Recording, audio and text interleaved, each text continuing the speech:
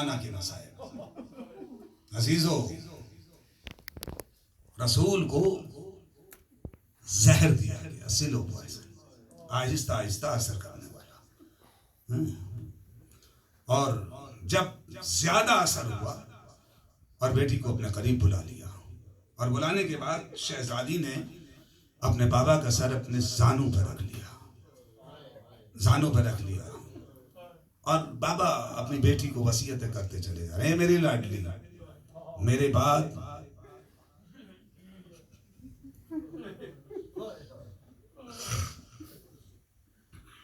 میرے اس دنیا کے جانے کے بعد تمہارے دروازے میں آگ لگے گی.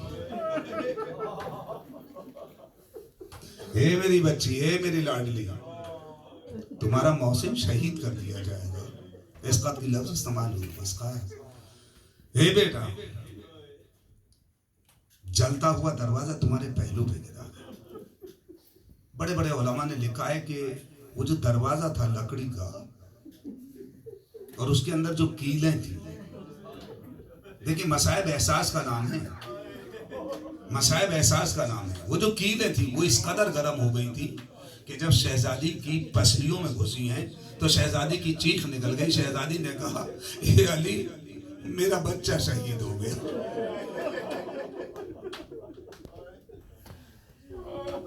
اے ابو الحسن، میرا محسن شہید ہو گیا. رسول نے ارشاد فرمایا، بیٹا تمہیں صبر کرنا ہے، تم صبر سے کام لینا. اے بیٹا اس بات کا دھیان رکھنا، تم اپنے سر کے بال پریشان نہ کر دینا. اے بیٹا سر کے بال پریشان ورنہ قیامت آ جائے گی. یہی تو کہا تھا کہ ابو الحسن کو چھوڑ دو ورنہ میں سر کے بال پریشان کر دوں گی. بس اتنا کہنا تھا. مسجد نبوی کی دیواریں بلند ہو گئی. میں کہوں گا شہزادی تم نے سر کے بال پریشان نہیں کیے تھے. ارے ذرا کربلا سے کوفہ آ جائیے اور کوفہ سے شام آ جائیے. منادی ندا دے رہا ہے، حاضر زینب، حاضر ام کلثوم، حاضر سکینہ. عزادارو، یہ کوفہ زینب و ام کلثوم کے لیے کوئی نیا نہیں تھا. اسی کوفے میں یہ شہزادیاں کہلائی جاتی تھی. آج رسن بستہ کھڑی ہیں.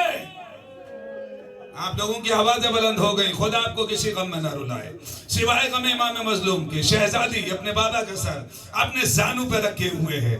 بس کچھ دیر کے بعد دستک ہوتی ہے. کسی نے دستک دی. کہا کون؟ کہا مجھے رسول سے ملنا ہے. نبی کی لاڈلی نے کہا کہ جاؤ اور جا کے اس سے کہہ دو میرے بابا کی طبیعت علیل ہے، میرا بابا اس وقت تم سے نہیں مل سکتا ہے. وہ گئی اور جانے کے بعد کہا کہ میرے بابا، انہوں نے کہا ہے کہ اس وقت رسول کی طبیعت علیل ہے، اس وقت وہ تم سے ملاقات نہیں کر سکتے. وہ چلا گیا. کچھ دیر کے بعد پھر آتا ہے. پھر آواز آئی کہ میں رسول سے ملنا چاہتا ہوں. ادھر سے شہزادی نے پھر کہلوا دیا، اس سے جاؤ جا کے کہہ دو میرا بابا اس سے نہیں مل سکتا، ارے میرے بابا کی طبیعت علیل ہے. پھر جب تیسری مرتبہ آیا، ایک مرتبہ شہزادی نے گریا شروع کر دیا.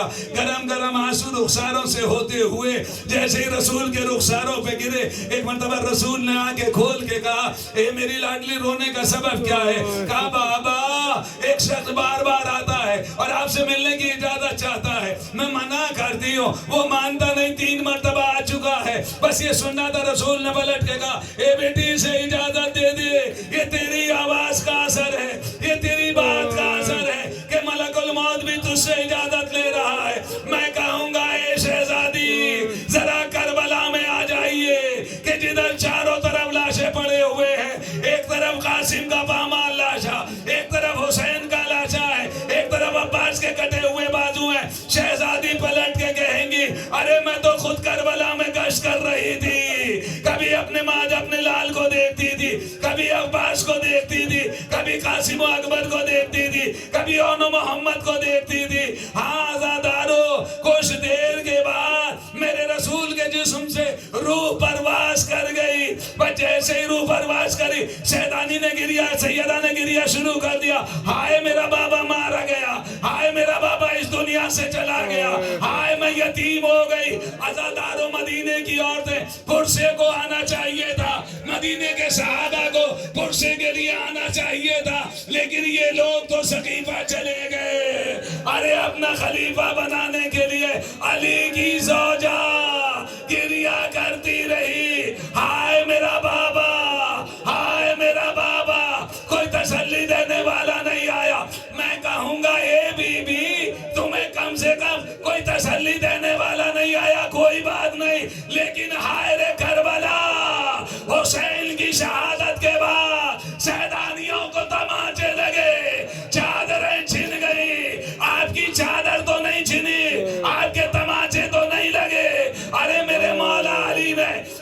कफन का इंतजाम किया, जनाब अब्बास ने पानी पकड़ाया, बड़ी शान से मेरे आका सैयदुल मुरसलीन का जनाजा तैयार हुआ। इन लोगों ने गुस्लो कफन दिया, लेके चले, लेकिन हाय रे करबला,